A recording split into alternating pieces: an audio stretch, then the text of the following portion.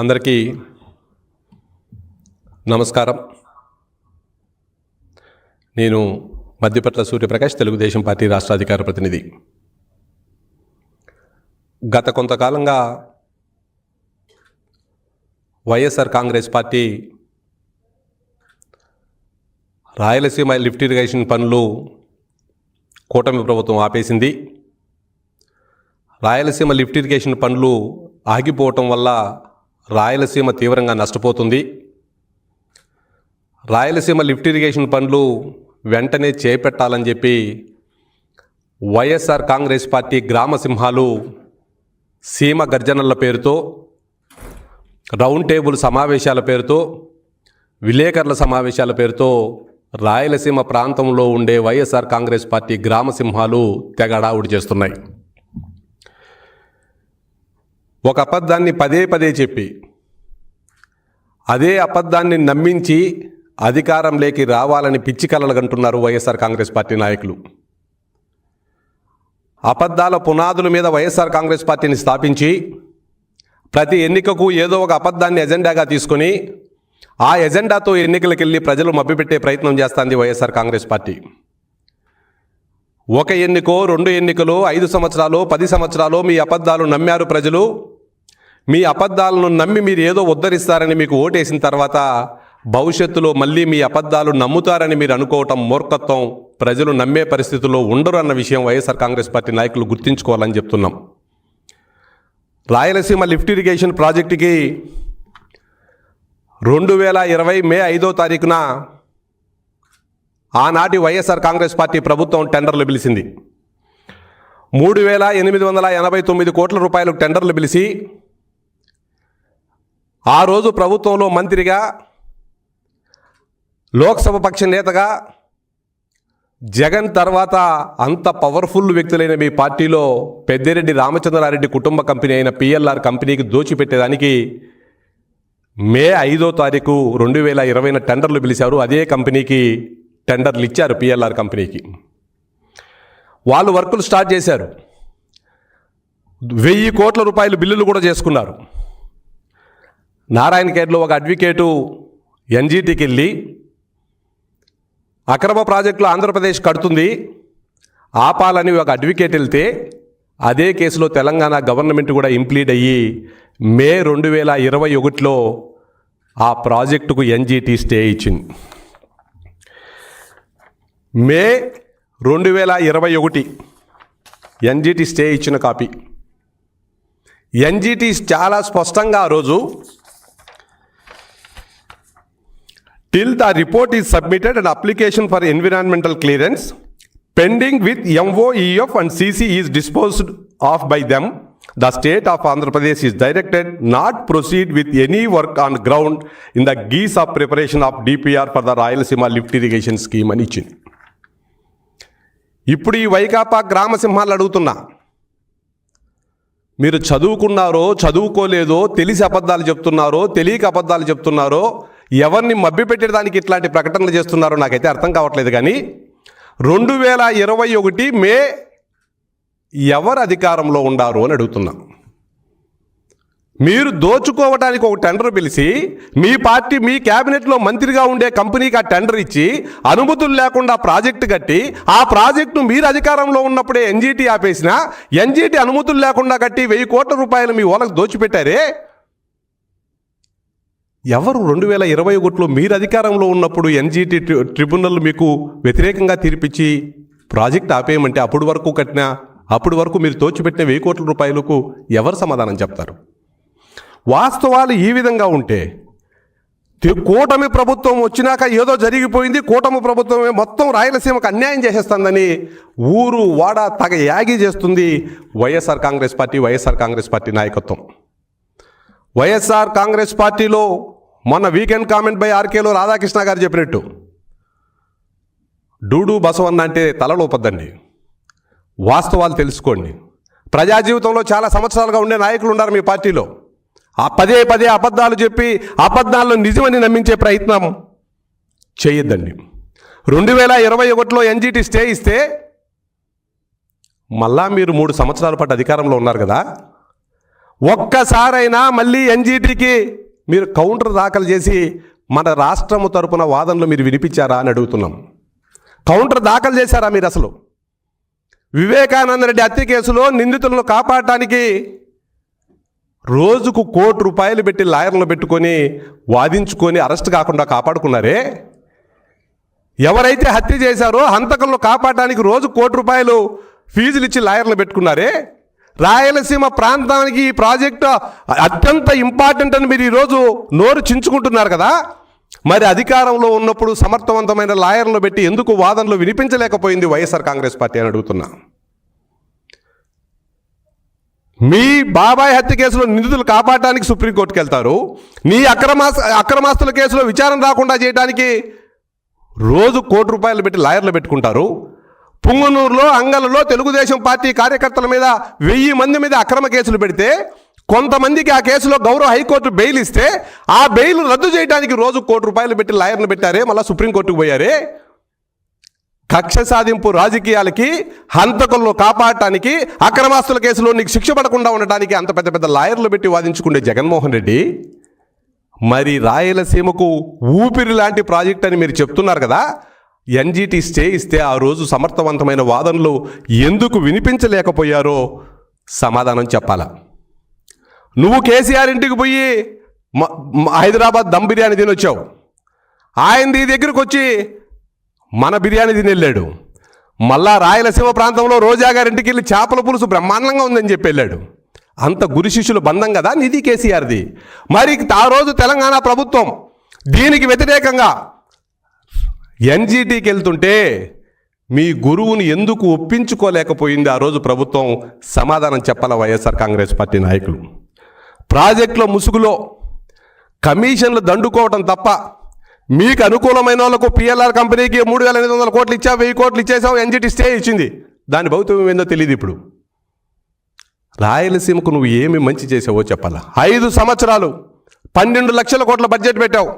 రాయలసీమ ప్రాంతానికి ఎంత, రాయలసీమ ప్రాంతం ఇరిగేషన్ ప్రాజెక్టులకు 5 సంవత్సరాల్లో ఎంత డబ్బులు ఖర్చు పెట్టావా అంటే కేవలం 2,000 కోట్ల రూపాయలు నీ అసమధీయ కంపెనీలు టెండర్ల కోసం పిలిచావు తప్ప రాయలసీమ ప్రాంతానికి 1 ఎకరా కన్నా అదనపు ఆయకట్టుకు నీళ్ళు ఇచ్చిందా ఆ రోజు వైఎస్ఆర్ కాంగ్రెస్ పార్టీ అని అడుగుతున్నా. రాయలసీమ గురించి మాట్లాడే అర్హత మీకుందా? ఆవులపల్లి రిజర్వాయర్ ఎన్జీటీ అనుమతులు లేవు దానికి. ఆవులపల్లి రిజర్వాయర్, నేతిగుంటపల్లి 3 ప్రాజెక్టులు పిలుస్తారు. ముదివేడు బ్యాలెన్సింగ్ రిజర్వాయర్ 2,260 కోట్లతో 3 ప్రాజెక్టులకు టెండర్లు పిలిచి ఫిబ్రవరి 9వ తారీఖున 2020 వర్కులు స్టార్ట్ చేసేస్తారు. 2023లో ఎన్జీటీ స్టే ఇస్తుంది. స్టే ఇవ్వటమే కాకుండా మా అనుమతులు లేకుండా మీరు ప్రాజెక్టులు కట్టారని 100 కోట్లు జరిమానా కట్టమని చెప్పి ఆ రోజు కోర్టు ఎన్జీటీ చెప్పినటువంటి పరిస్థితి. కాబట్టి మీ అసమ్మధీయ కంపెనీలకు వర్కులు ఇచ్చుకోవడం తప్ప అనుమతులు లేకుండా రాయలసీమకు 5 సంవత్సరాల్లో వైఎస్ఆర్ కాంగ్రెస్ పార్టీ ఎంత ఇరిగేషన్ మీద ఖర్చు పెట్టిందో ఈరోజు రాయలసీమలో ఊరు వాడా తిరుగుతుండే వైఎస్ఆర్ కాంగ్రెస్ పార్టీ గ్రామ సింహాలను అడుగుతున్నా, మీకు సిగ్గుంటే దీని మీద చర్చిద్దాం రండి. తాడేపల్లిలో కూర్చున్నాం. రాయలసీమ ప్రాంతంలో ఉండే తెలుగుదేశం పార్టీ ప్రజాప్రతినిధులు అందరం వస్తాం. తెలుగుదేశం పార్టీ ప్రజాప్రతినిధులు, పార్టీలో ఉండే వాళ్ళు అందరం వస్తాం. మీ దగ్గర ఉండే మాజీ ప్రజాప్రతినిధులు రండి. సాక్షి ఆఫీసులో అయినా కూర్చున్నాం, తాడేపల్లి అయినా కూర్చున్నాం. మీ 5 సంవత్సరాల్లో మీరెంత ఖర్చు పెట్టారు? 14 నుంచి 19 దాకా, ఇప్పుడు 24 నుంచి ఇప్పటి వరకు మేము ఎంత ఖర్చు పెట్టామో మేము లెక్కలతో వస్తాం. ఆ రోజు 5 సంవత్సరాల్లో 12,000 కోట్ల రూపాయలు రాయలసీమ ఇరిగేషన్ ప్రాజెక్టుల మీద తెలుగుదేశం ప్రభుత్వం ఖర్చు పెట్టింది. ఈ 20 నెలల కాలంలో 8,000 కోట్ల రూపాయలు రాయలసీమ ఇరిగేషన్ ప్రాజెక్టుల మీద తెలుగుదేశం ప్రభుత్వం ఖర్చు పెట్టింది. అది తెలుగుదేశం పార్టీకి ఉండే చిత్తశుద్ధి రాయలసీమ పైన. 20 నెలల కాలంలో 3,900 కోట్లు 1,700 క్యూసెక్కులు కెపాసిటీ ఉంటే హెచ్ఎన్ఎస్ఎస్కి దాన్ని 3,500 క్యూసెక్కుల కెపాసిటీకి పెంచి మేము వచ్చిన తర్వాత 60 టీఎంసీల నీళ్లు రాయలసీమ ప్రాంతానికి తీసుకెళ్ళాం. ఇది ఒక చరిత్ర. మీరు 1 టీఎంసీ నీళ్ళని అదనంగా తీసుకెళ్లారా రాయలసీమ ప్రాంతానికి అని అడుగుతున్నాం హెచ్ఎన్ఎస్ఎస్ ద్వారా. కుప్పంకి రండి. మీ కళ్ళు ఉండి చూడలేకపోతే, మీకు కనపడకపోతే, అవాస్తవాలు ప్రచారం మీరు చేయకూడదు అనుకుంటే రండి. కుప్పంకి రండి, పుంగనూరుకి రండి, పలమనేరుకి రండి. ఎన్ని చెరువులు నిండా ఎంతమంది రైతులు ఆనందంగా ఉన్నారో మేము చూపిస్తాం. అనునిత్యం రాయలసీమ ప్రాంతం మీద మీరేదో రాయలసీమకు ఛాంపియన్లు అయినట్టు, రాయలసీమకు మీరే ఏదో చేసేసినట్టు అబద్ధాలను ప్రచారం చేయటం వైఎస్ఆర్ కాంగ్రెస్ పార్టీ మానుకోవాలని డిమాండ్ చేస్తూ ఉన్నాం. నీ పులివెందలకు ఆనుకొని నీ ఇసుక మాఫియా వల్ల, మీరు ఇసుక తోడేయటం వల్ల, మీ నిర్లక్ష్యం వల్ల అన్నమయ్య డ్యామ్ కొట్టుకొని పోతే 39 మంది ప్రాణాలు కోల్పోతే, ఊర్లు కొట్టుకొని పోతే, వేలాది ఆవులు కొట్టుకొని పోతే, వాళ్ళకి జీవనోపాధి పోతే ఒక్కరికన్నా ₹1 సహాయం చేసిందా ఆ రోజు వైఎస్ఆర్ కాంగ్రెస్ ప్రభుత్వం అని అడుగుతాను. ఒక్కరికన్నా ₹1. ఇల్లు కొట్టుకొని పోయేలకు నువ్వు ఆ తర్వాత 2.5 సంవత్సరం అధికారంలో ఉన్నావు, ఒక ఇల్లున్నా నిర్మించి ఇచ్చింది ఆ వైఎస్ఆర్ కాంగ్రెస్ పార్టీ అని అడుగుతున్నాం. అన్నమయ్య డ్యామ్ కొట్టుకొని పోతే మళ్ళీ నీ 2.5 సంవత్సరాల కాలంలో మళ్ళీ డిపిఆర్ రెడీ చేసి టెండర్లన్నా పిలిచే ప్రయత్నం చేసావా? ప్రాజెక్ట్ కంప్లీట్ చేయకపోతే పని అని అడుగుతున్నాం. నీకెక్కడుందయా రాయలసీమ మీద చిత్తశుద్ధి? రాయలసీమ మీద వైఎస్ఆర్ కాంగ్రెస్ పార్టీ నాయకులకు చిత్తశుద్ధి ఉందా? ఈరోజు రోడ్డెక్కి మాట్లాడుతున్నారు వైఎస్ఆర్ కాంగ్రెస్ పార్టీలో పని లేని మాజీ ప్రజాప్రతినిధులు. మిమ్మల్ని ఒకటే అడుగుతున్నా, మీకు సిగ్గుంటే అడగాల్సింది కూటమి ప్రభుత్వాన్ని కాదు, మమ్మల్ని ఎందుకు మా ప్రజల దృష్టిలో దోషులుగా నిలబెట్టావు, రాయలసీమ ప్రాంతానికి ఎందుకు అన్యాయం చేశావని పొయ్యి మీ జగన్ రెడ్డి కాళ్ళను పట్టుకొని నిలదేయండి. అప్పుడైనా మీ జగన్ రెడ్డికి సిగ్గు వస్తుందేమో అడగండి. అడగాల్సింది కూటమి ప్రభుత్వాన్ని కాదు, మీ జగన్మోహన్ రెడ్డిని అడగాల.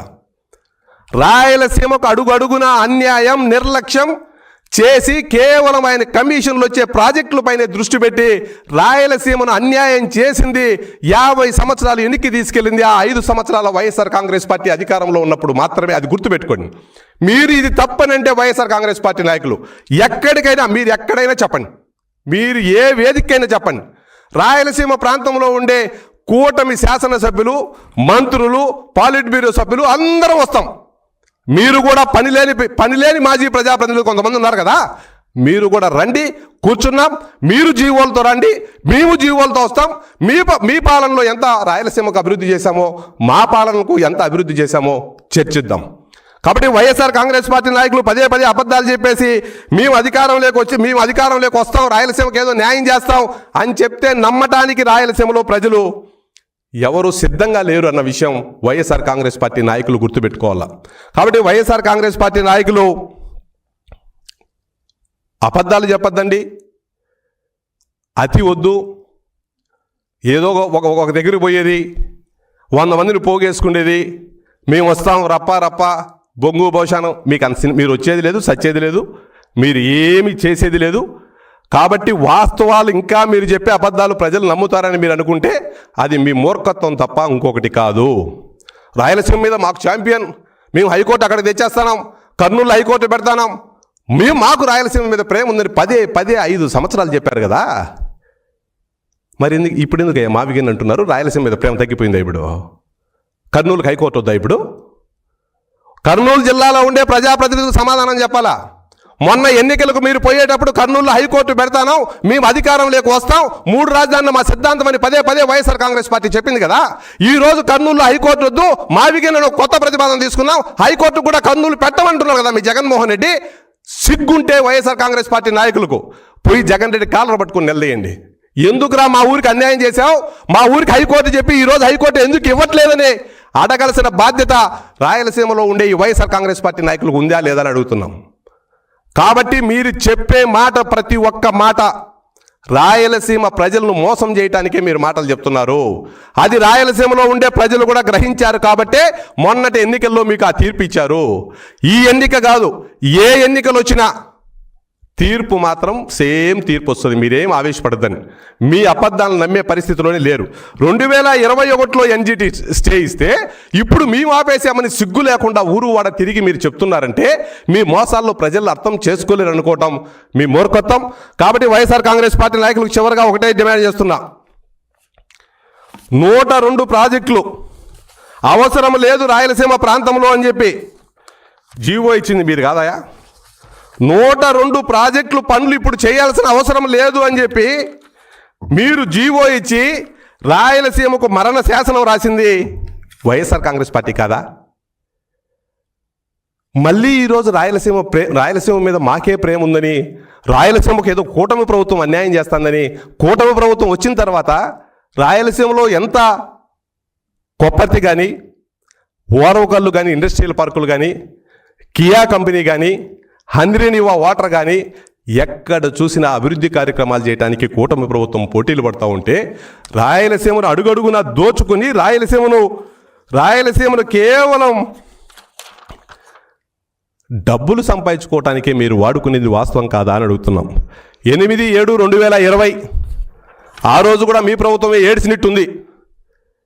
ఎవరయ్యా ఈ వర్కులన్నీ రాయలసీమలో చేయాల్సిన అవసరం లేదని ప్రీ క్లోజర్ జీవో ఇచ్చింది ఎవరు? GO number 365 ఎవరిచ్చింది? మీ ప్రభుత్వం కాదా? ఈ జీవో ద్వారా రాయలసీమకు మరణ శాసనం రాసింది వైఎస్ఆర్ కాంగ్రెస్ పార్టీ ప్రభుత్వం కాదా అని అడుగుతున్నా. దీనికి సమాధానం వైఎస్ఆర్ కాంగ్రెస్ పార్టీ చెప్పాలా? దీనికి సమాధానం చెప్పకుండా 102 ప్రాజెక్టులు దీని ద్వారా మీరు రాయలసీమలో రద్దు చేసి రాయలసీమకు ఆ ప్రాజెక్టులు అవసరం లేదని చెప్పి రాయలసీమకు మరణ శాసనం రాసిన మీరు ఈరోజు రాయలసీమ మీద ప్రేమ ఉందని మాట్లాడుతున్నారా? రాయలసీమకు 5 సంవత్సరాల్లో అడుగడుగున అన్యాయం చేసింది అభివృద్ధి చేయకుండా, ఇరిగేషన్ ప్రాజెక్టుల మీద దృష్టి పెట్టకుండా అన్యాయం చేసింది మాత్రం వైఎస్ఆర్ కాంగ్రెస్ పార్టీనే. ఈరోజు రాయలసీమ మీద ప్రేమ ఉన్నట్టు వైఎస్ఆర్ కాంగ్రెస్ పార్టీ మాట్లాడుతుంది. రాయలసీమ రైతులు ప్రధాన జీవనోదాయం వ్యవసాయం. అక్కడ వ్యవసాయం డ్రిప్ ఇరిగేషన్ మీద మాత్రమే, మాకు వాటర్ సోర్స్ ఎక్కువ ఉండదు కాబట్టి డ్రిప్ ఇరిగేషన్ మీద మాత్రమే ఆధారపడి వ్యవసాయం చేస్తారు రాయలసీమలో రైతులు. నేను అడుగుతున్న వైఎస్ఆర్ కాంగ్రెస్ పార్టీ నాయకులను, మీ 5 సంవత్సరాల కాలంలో 1 ఎకరా కన్నా డ్రిప్ ఇరిగేషన్ ఇచ్చి రాయలసీమ రైతులను ఆదుకున్నారా అని అడుగుతున్నా. డ్రిప్ ఇరిగేషన్ ఇవ్వకపోతే, ఇరిగేషన్ ప్రాజెక్టుల మీద దృష్టి పెట్టకపోతే, రాయలసీమలో పారిశ్రామికంగా అభివృద్ధి చేయకపోతే, రాయలసీమలో కొట్టకపోతే అన్నమయ్య డ్యాము దాని గురించి పట్టించుకోకపోతే, ఇంకా మీరు ఏం చేశారు రాయలసీమ ప్రాంతానికి అని అడుగుతున్నాం. మీ ప్రాంతంలో ఆగిపోయిన లిఫ్ట్ ఇరిగేషన్ పనులు తీసుకొచ్చి మేము ఆపినట్టు అబద్ధాలు ప్రచారం చేస్తున్నారు తప్ప మీరు చేసిందేందో మేము చేసిందేందో.